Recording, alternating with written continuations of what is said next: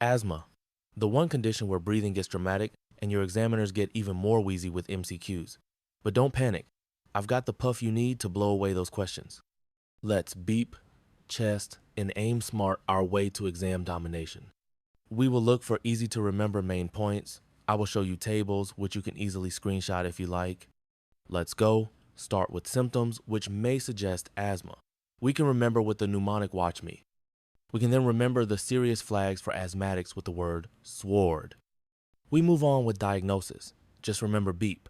Mnemonic beep stands for blood eosinophil, exhaled nitric oxide, or FeNO. Expiratory boost after, bronchodilator, reversibility, and peak flow variability.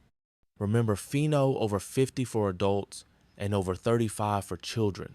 Then the rest, remember number 2 for 200, 12, and 20. Easy, eh? So, how do we remember asthma exacerbation criteria?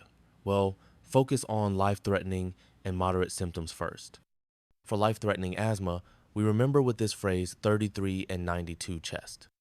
This basically means if a patient has peak expiratory flow less than 30, SATs less than 92, chest stands for cyanosis, hypotension or heart arrhythmia, exhaustion, silent chest, or tired, they have life-threatening asthma.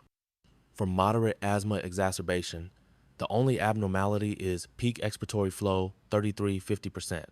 The rest of the features are that of severe asthma. Treatment is much easier now for adults and children over 12, AIR, then low MART, then moderate MART, with montelukast as add-on, LAMA then refer. Children between 5 to 11, there is no licensed MART currently. Asthma may come in wheezy, but you're walking out breezy. Bookmark this, beep daily, and let your memory aim smart. Subscribe for more brain-friendly exam hacks. Until next time, breathe easy and revise hard.